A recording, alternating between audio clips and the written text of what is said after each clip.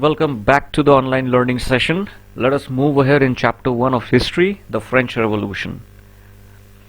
Topics to be covered in this lesson are: number 1, are Directory rules France. Number 2, did women have a revolution? Number 3, steps taken by the women to alleviate their position in the French society. And number 4, we'll also take a quick recap of the chapter till date, and we'll try to achieve this through a timeline of the events. The first topic for today is a Directory rules France. Students, we have seen that Maximilien Robespierre has been executed, and the wealthier middle classes were restless to get back in power. We see, with the fall of Jacobin government, wealthier middle classes were able to seize the power again, and a new constitution was drafted, was introduced, which denied the right to vote to non-propertied sections of society. Here we see that the criteria to get the right to vote again gets back to being a propertied section in the French society, having a sound financial status in the society. This constitution provided for 2 elected legislative councils, which then appointed a directory. Now this is an important point because this is the new government which will be formed now, named as Directory. This was an executive made up of 5 members. This was meant as a safeguard against the concentration of power in one-man executive as under the Jacobins. Now what do we mean by this? Let us try to understand. See students, when Maximilien Robespierre was in power, all the power was concentrated in one hand. That's why he was trying to misuse, and he was misusing a lot of his powers. For example, whoever did not comply with the rules and regulations and policies made by Maximilien Robespierre was executed on the guillotine. So in order to prevent a misuse of power, a 5-member executive committee was made up, named as Directory, and this was made to safeguard against the concentration of power in one hand. Clear? Now let's learn about the clashes which were taking place in the Directory and how it paved the way for the rise of Napoleon, the military general of France at that point of time. So from the first point we see the directors often clashed with the legislative councils, who then sought to dismiss them. The political instability of the Directory paved the way for the rise of a military dictator, Napoleon Bonaparte. Now from a long time we see that France is not able to get a permanent government which could establish political stability. And in this light we see that first the National Assembly comes to power, after that Convention comes to power, after that the Directory has come to power, and when the Directory has come to power, it has again started clashing with itself. Now this led to a political instability, and this political instability paved the way for the rise of military dictator named as Napoleon Bonaparte. So what do we all learn from all these sequence of events? We see that through all these changes in the form of government, ideals of freedom or equality before the law of fraternity remained inspiring ideals that motivated political movements in France and the rest of Europe during the following century. So we see that despite all these struggles, we see that the ideals of freedom, equality, fraternity were the inspiring ideals that motivated political movements not only in France but also for the rest of Europe. Now let's begin Unit 4. Did women have a revolution? Students, before that, let us recall the status of women according to the Constitution of 1791. They were considered as passive citizens. It means they did not have any important role in the French society, and they were also not given the right to vote. Next we see that the women did not have access to education or job training. Only daughters of nobles or wealthier members of the third state could study at a convent, after which their families arranged a marriage for them. Now we see that working women had also to take care for their families. That is, they had to cook, fetch water, queue up for bread and look after their children. And we also see that their wages were lower than those of men. Next, we will try to see the occupation of the women. They worked as seamstresses or laundresses. They sold flowers, fruits and vegetables at the market, or were employed as domestic servants in the houses of prosperous people.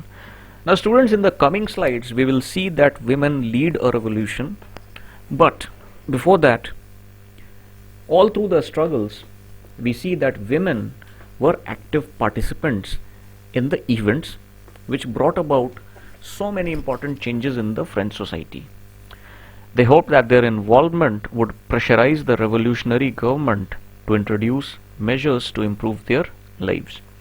So they were active participants in all the events which brought about many revolutionary changes in the French society, and they also tried to pressurize government to introduce measures to improve their lives. Now let's move ahead to see the steps taken by the women to alleviate their position in the French society.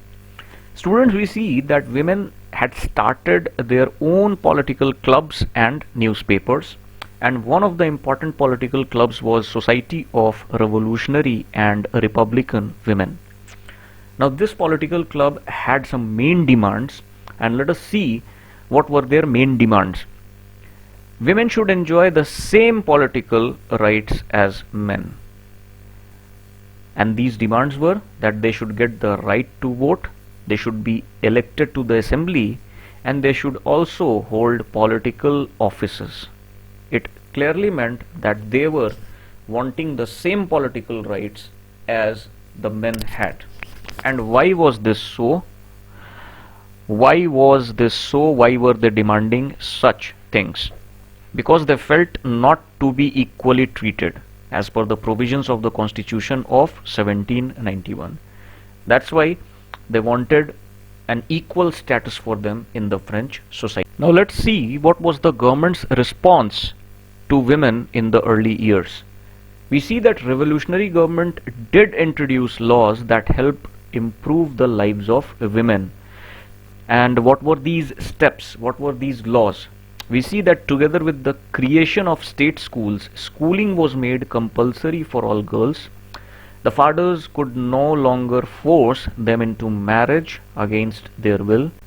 And we see that marriage was made into a contract entered into freely and registered under civil law. Divorce was made legal and could be applied for both by women and men.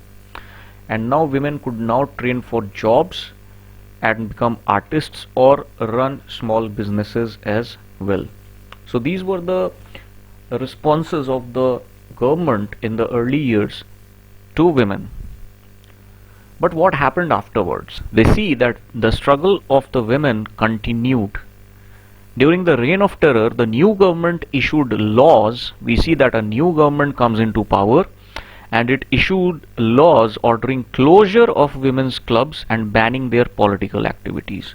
So there was a total ban on the political activities carried out by women and complete closure of women's clubs. We see many prominent women were arrested and a number of them being executed as well. Next, we see that the women's movements for voting rights and equal wages continued through the next 200 years in many countries of the world.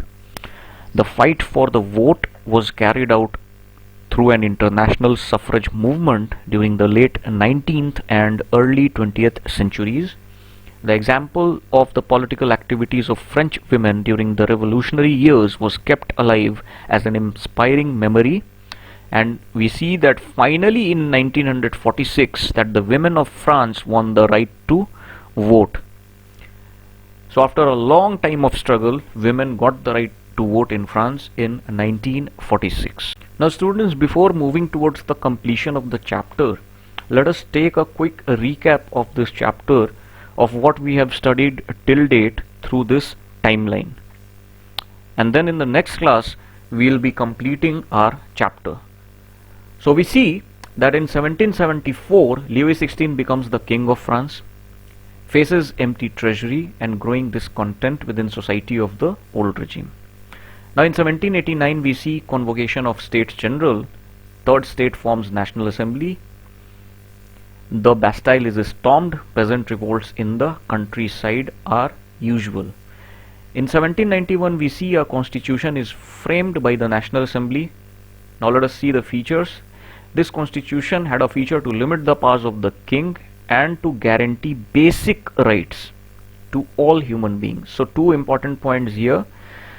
This constitution limited the powers of the king and it was also there to guarantee the basic rights to all human beings. Now in 1792 and 93 we see France becomes a republic. As the convention takes the power, the king is beheaded. Overthrow of the Jacobin Republic, a directory rules France. So students, I hope you all have made notes and keep on revising the chapter. We can conduct a class test at any point of time. If you have any doubts regarding any of the topics which we have studied till date, keep me posted. If you have any doubts in your assignments, try to get them resolved. Thank you.